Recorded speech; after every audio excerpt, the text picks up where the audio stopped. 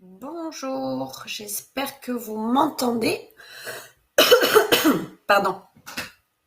On va attendre quelques minutes que les autres participants se connectent. Et puis, je vous explique tout concernant donc la prime du partage de valeur, la fameuse prime Macron. Je vous explique aussi le déroulement du webinaire et comment vous pouvez interagir avec moi, du coup, poser vos questions et tout ça. Allez, on va y aller, ça fera venir les autres. Du coup, aujourd'hui, petit webinaire concernant la prime de partage de valeur, donc l'ancienne prime Macron, qu'on appelle toujours comme ça vulgairement, et encore plus depuis la fin d'année, puisque ça s'appelle prime pour le partage de valeur, donc la PPV, et ils nous ont sorti une loi qui s'appelle exactement de la même manière, loi pour le partage de la valeur. Donc pour être sûr de ne pas mélanger, parce qu'il y a juste un petit mot qui change, là, aujourd'hui, je fais vraiment un focus sur la PPV, pas sur la loi en règle générale, vraiment sur la fameuse prime Macron. Donc, je rappelle ce qu'est la fameuse prime Macron. C'est une prime pour le pouvoir d'achat, pour donner un petit coup de pouce aux salariés. Le versement de la prime est complètement volontaire, il n'y a rien d'obligatoire. C'est tous les employeurs qui ont une entreprise en France qui ont la possibilité de verser ou non, en fonction de la trésorerie, en fonction de leur choix, de leur politique sociale et tout ça, une prime qui à la base était totalement exonérée de charges, pas imposable sur le revenu et tout ça. Qui pouvait être donc versé une fois par an dans la limite, dans une certaine limite et avec certains critères et tout ça. Au mois de fin novembre, il y a la loi donc sur le partage de valeur qui est parue avec le décret qui a suivi. Et donc, depuis le 1er décembre 2023, le régime de la prime Macron a quelque peu changé. Donc, je vais parler vraiment de ce qui se passe aujourd'hui et de ce qui peut être négocié aujourd'hui afin de ne pas vous embrouiller avec ce qui était avant. Et voilà, avant, c'était avant. Et maintenant, donc, on s'attarde sur la prime Macron telle qu'on peut la négocier, la demander ou telle qu'elle peut être versée par l'employeur. Donc déjà, comment elle est mise en place? Donc comme je disais, c'est une prime qui est complètement facultative, il n'y a rien d'obligatoire. À partir du moment où l'employeur a fait le choix, ou alors si les élus du CSE ont réussi à négocier que la prime soit versée, donc soit effectivement, elle peut être mise en place par négociation collective, donc avec les élus du CSE, ou à la demande de certains syndicats, ou alors par décision unilatérale de l'employeur, c'est-à-dire c'est l'employeur qui décide de lui-même, sans accord et sans consultation préalable, négociation préalable, pardon, de verser cette prime. Et si il y a un CSE, à ce moment-là, quand l'employeur décide de verser cette prime, il fait une consultation préalable auprès des élus du CSE pour faire part donc de sa décision de verser la prime, sous quelles conditions, quel montant, quand, et libre ensuite aux élus du CSE de valider ou d'essayer de négocier autre chose ou d'autres conditions. Quand il y a une décision unilatérale de l'employeur, ça doit absolument faire l'objet d'un écrit qui s'appelle la décision unilatérale de l'employeur, donc la DUE. Si cette DUE n'existe pas, la prime peut être remise en cause, notamment en cas de contrôle URSSAF, et donc soumise à cotisation, ce qui ne donne pas du tout la même chose ensuite en termes de chiffrage et d'impact financier sur l'entreprise. Donc il faut bien faire attention, sensibiliser éventuellement l'employeur afin que ça ne se retourne pas aussi contre les salariés, à ce qu'il y ait absolument un écrit qui existe concernant le versement de la prime. À minima, dans ce document, il doit y avoir quand la prime va être versée, quelles sont les conditions de versement de la prime, comment elle est modulée et comment elle va être exonérée. Donc en gros, c'est combien, quand, comment et pour qui. Ensuite, en termes de montant cette fois-ci, l'entreprise donc qui est obligatoirement soumise à un régime de participation va pouvoir verser cette prime Et à ce moment-là, si elle a aussi conclu un accord d'intéressement, elle va pouvoir verser la prime pour le partage de la valeur jusqu'à 6 000 € par an et par salarié. S'il n'y a pas d'accord d'intéressement qui est mis en place, à ce moment-là, elle peut verser jusqu'à 3 000 € par an et par salarié. Pour les entreprises qui ne sont pas soumises à une obligation de mettre en place un accord d'intéressement, elles peuvent aller jusqu'à 6 000 € de versement de la prime par an et par salarié si elles mettent en place volontairement un accord d'intéressement ou de participation. Si elles ne mettent pas en place volontairement cet accord d'intéressement ou de participation, la prime pour le partage de valeur est plafonnée à 3 000 €. Quand on dit 3 000 ou 6 000, l'entreprise potentiellement pourrait verser plus si elle veut, sauf que le delta sera automatiquement soumis à cotisation. Là, quand on parle du plafond de 3 000 ou 6 000 € en fonction d'un accord de participation ou d'intéressement, c'est uniquement pour bénéficier de l'exonération des cotisations et le fait que ça ne soit pas imposable. Il y a une petite nuance avec la fameuse loi qui est parue en fin d'année. Et donc, pour le nouveau régime qui est applicable depuis le 1er décembre 2023, la loi fait une distinction entre les entreprises de plus ou moins de 50 salariés. Dans les entreprises de moins de 50 salariés, toutes les primes Macron qui sont versées depuis le 1er décembre 2023 et jusqu'au 31 décembre 2026, tous les salariés vont pouvoir bénéficier donc de l'exonération fiscale et sociale à partir du moment où leur rémunération est inférieure à 3 fois le montant du SMIC. Pour toutes les entreprises qui ont plus de 50 salariés, là, il y a une partie des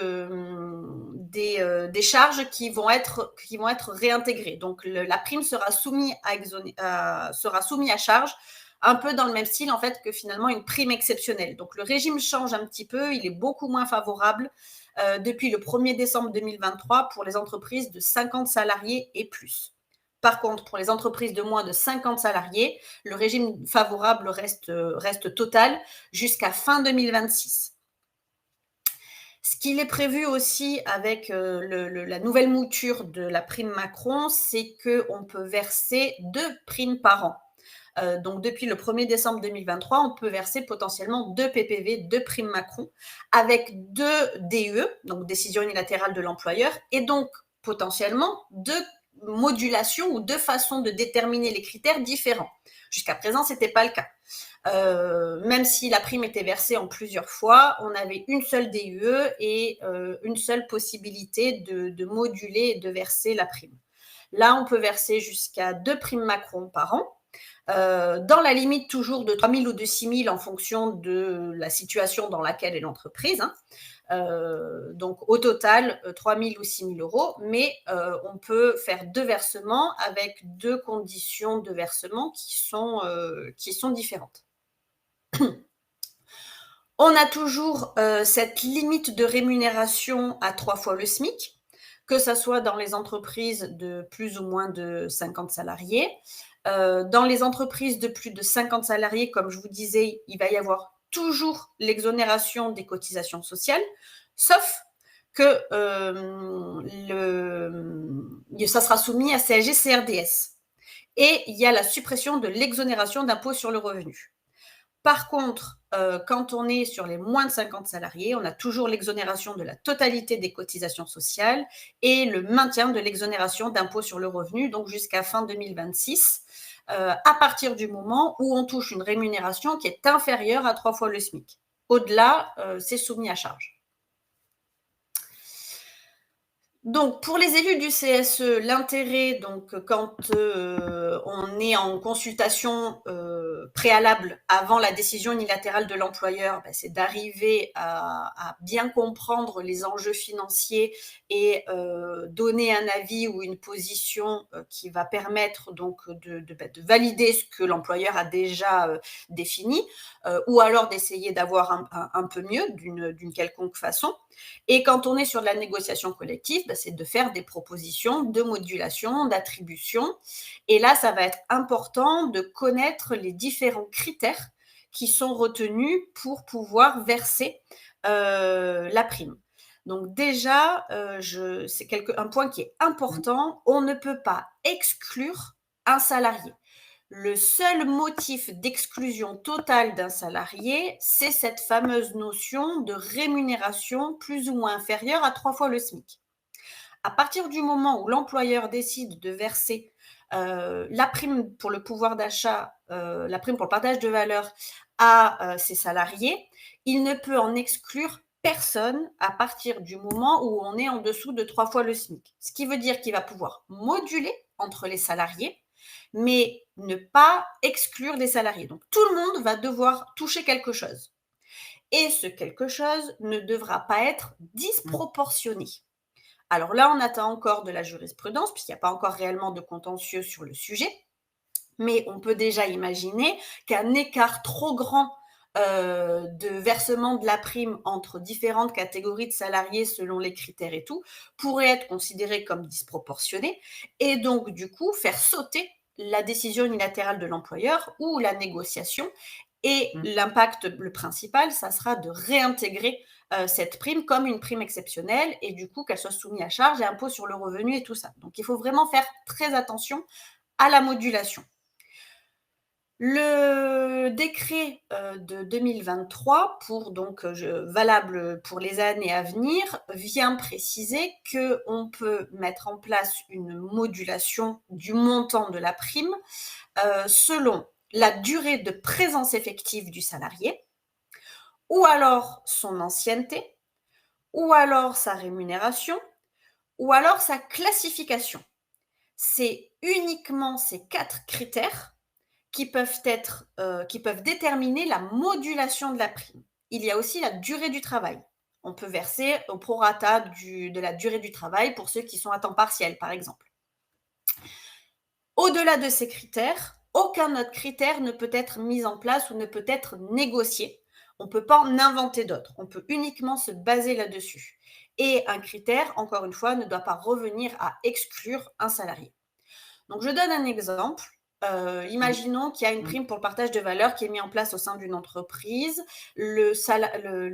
L'employeur et les élus du CSE, donc s'ils sont amenés à négocier ou à pouvoir en tout cas donner leur avis, vont dire moi je verse une prime donc à tous les salariés présents à la date de versement de la prime ou ayant un contrat de travail à telle date.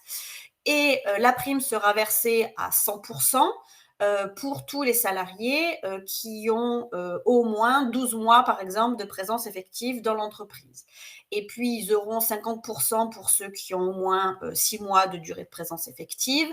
Et en dessous, c'est 25%. Bon, là, on est bon. On remplit le critère de durée de présence effective. Ce critère de durée de présence effective s'analyse sur les 12 derniers mois. C'est les 12 mois avant le versement de la prime, on ne peut pas aller au-delà.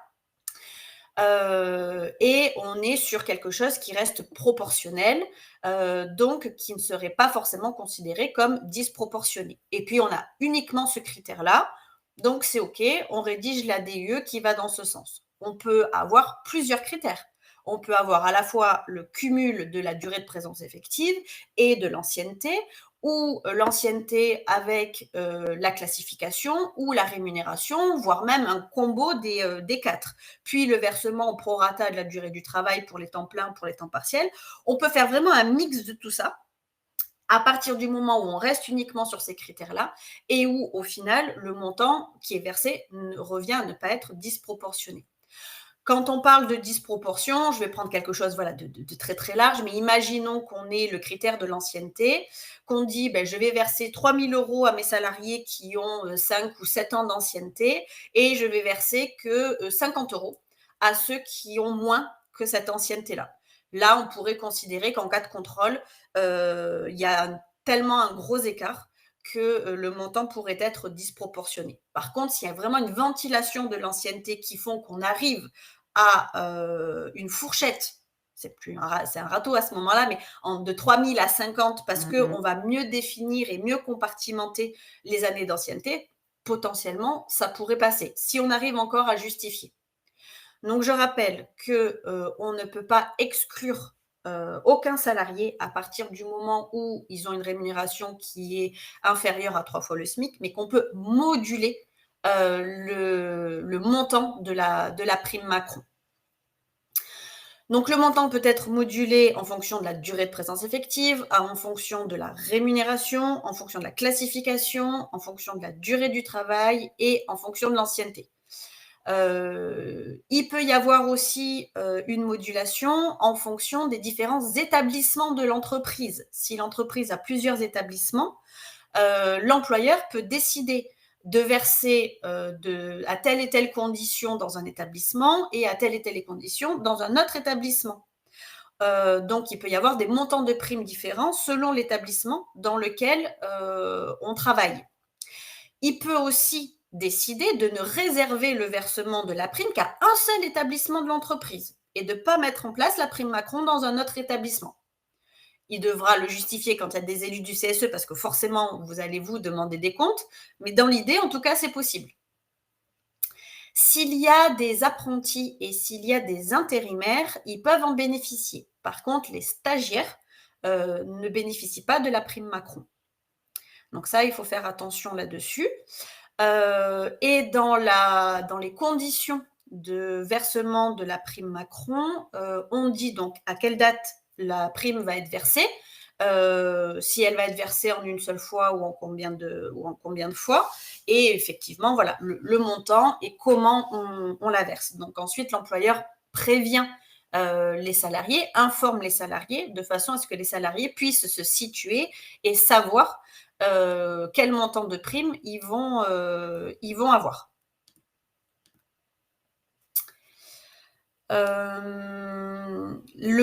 Chaque DUE donc peut être différente. Donc ça veut dire que là, au 1er décembre 2023, il y a pu avoir par exemple un premier versement avec une première prime. Si la situation de l'entreprise le permet, si les négociations sont bonnes, il peut y avoir de nouveau une prime Macron qui est versée en 2024 avec d'autres critères. Donc, ce n'est pas parce qu'on a versé sous telle et telle condition en 2023 que ça va perdurer de cette façon-là. En 2024, en 2025, en 2026, il peut y avoir pas de versement de prime ou alors des versements de primes avec des conditions qui peuvent être donc différentes. Est-ce que vous avez des questions? Je vous laisse écrire dans la cellule de chat pour que je puisse chacun ensuite vous donner la parole si c'est plus simple.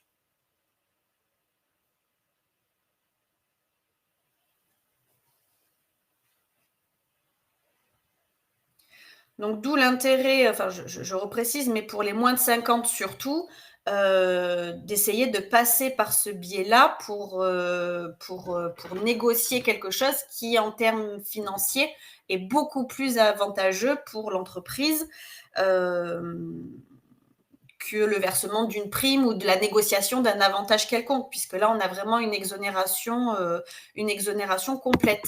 Alors que c'est un peu plus délicat dans les entreprises de plus de 50 salariés, puisque, comme on l'a vu, dans les entreprises de plus de 50 salariés depuis le 1er décembre 2023, le régime pour la PPV a changé.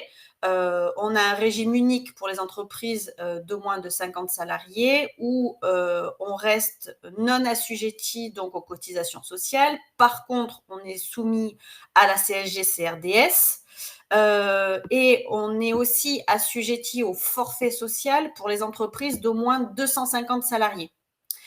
En ce qui concerne l'impôt sur le revenu pour les salariés, pareil, dans les entreprises de plus de 50 salariés, il y a l'assujettissement à l'impôt sur le revenu s'il n'y a pas eu la mise en place d'un plan d'épargne salariale, puisque la prime Macron peut être versée soit directement aux salariés, soit être versée sur un plan d'épargne salariale. Donc, si la somme n'est pas placée sur un plan d'épargne salariale, elle est à ce moment-là soumise à l'impôt sur le revenu. Donc, c'est vrai que ça change quand même beaucoup pour les entreprises de plus de 50.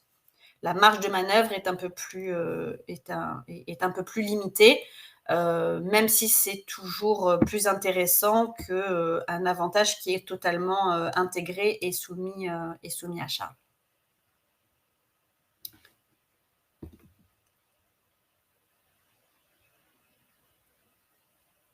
Bon, apparemment, il n'y a pas d'autres questions, donc j'espère que ça a été suffisamment clair pour vous.